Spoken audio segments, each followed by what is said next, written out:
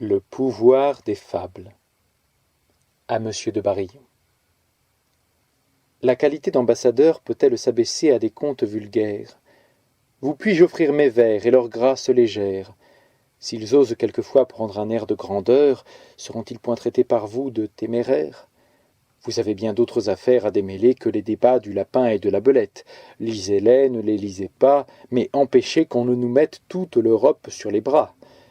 Que de 1000 endroits de la terre il nous vienne des ennemis, j'y consens. Mais que l'Angleterre veuille que nos deux rois se lassent d'être amis, j'ai peine à digérer la chose. N'est-il point encore temps que Louis se repose? Quel autre Hercule, enfin, ne se trouverait là de combattre cette hydre?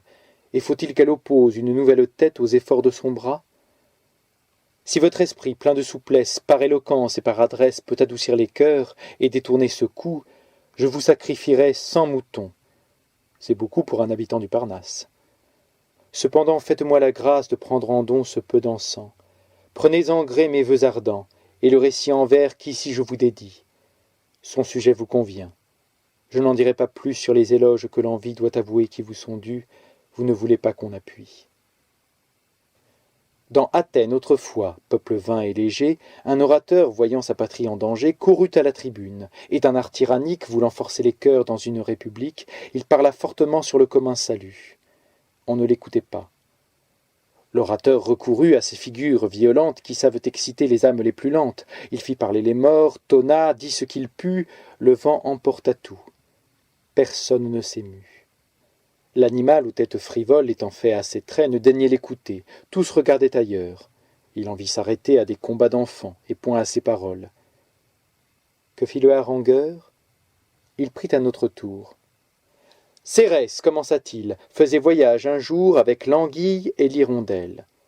Un fleuve les arrête, et l'anguille en nageant comme l'hirondelle en volant le traversa bientôt. L'assemblée à l'instant cria tout d'une voix « Et Cérès, que fit-elle » Ce qu'elle fit, un prompt courroux l'anima d'abord contre vous. Quoi, de contes d'enfants son peuple s'embarrasse, et du péril qui le menace, lui seul entre les Grecs il néglige les faits? Que ne demandez-vous ce que Philippe fait? À ce reproche, l'assemblée, par l'apologue réveillé, se donne entière à l'orateur. Un trait de fable en eut l'honneur. Nous sommes tous d'Athènes en ce point. Et moi-même, au moment que je fais cette moralité, si Poda ne m'était compté, j'y prendrais un plaisir extrême. Le monde est vieux, dit-on, je le crois. Cependant, il le faut amuser encore, comme un enfant.